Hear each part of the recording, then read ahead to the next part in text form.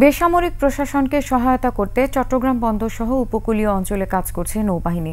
চট্টগ্রাম বন্দর এবং বঙ্গবন্ধু শেখ মুজিবুর রহমান টানেল এলাকা পরিদর্শনকালে একথা বলেছেন নৌবাহিনী প্রধান অ্যাডমিরাল মোহাম্মদ নাজমুল হাসান।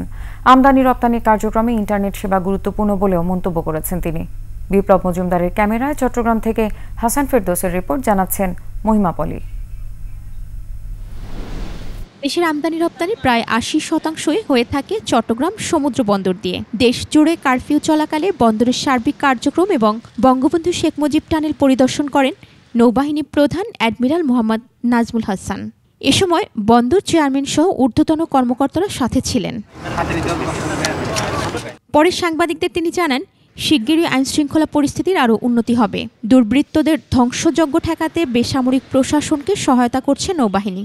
অবস্থাতেই সমুদ্র পথে, নদী পথে যাতে কোনো রকমের নাশকতা না হয় সেজন্য আমরা আমাদের ঐকান্তিক প্রচেষ্টা এবং আমাদের সার্বক্ষণিক যে টহলদারি সেটা অব্যাহত রেখেছি। ঢাকা শহরের দু একটি গুরুত্বপূর্ণ স্থানে আমরা সেনাবাহিনীর সাথেও কাঁধে কাঁধ মিলিয়ে কাজ করে যাচ্ছি।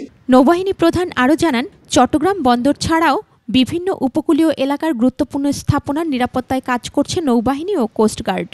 গুরুত্বপূর্ণ স্থাপনাগুলি রয়েছে যেখান থেকে জ্বালানি তেল সরবরাহ করা হয়, যেখান থেকে বাণিজ্যিক কার্যক্রমের মূল চালিকা শক্তি হিসাবে যেখান থেকে বাণিজ্যিক কার্যক্রম পরিচালনা করা হয়, সে সকল স্থাপনায় যদি কোনো রকমের ব্যাঘাত সৃষ্টি করা যায়, সেখানে যদি নিরাপত্তার হুমকি সৃষ্টি করা যায়, তাহলে এটা সার্বিকভাবে দেশের অর্থনীতিকে ব্যাহত করে। জরুরি অবস্থা যখন হয় কিংবা রাষ্ট্রীয়ভাবে যখন নির্দেশনা দেওয়া হয়, তখনই শুধুমাত্র সশস্ত্র বাহিনী এই তাদের যে নিরাপত্তা ব্যবস্থাকে আরো জোরদার করার জন্য মোতায়েন হয়ে থাকে। আমদানি রপ্তানি কার্যক্রমে ইন্টারনেট সেবা গুরুত্বপূর্ণ বলেও মন্তব্য করেন নৌবাহিনী প্রধান।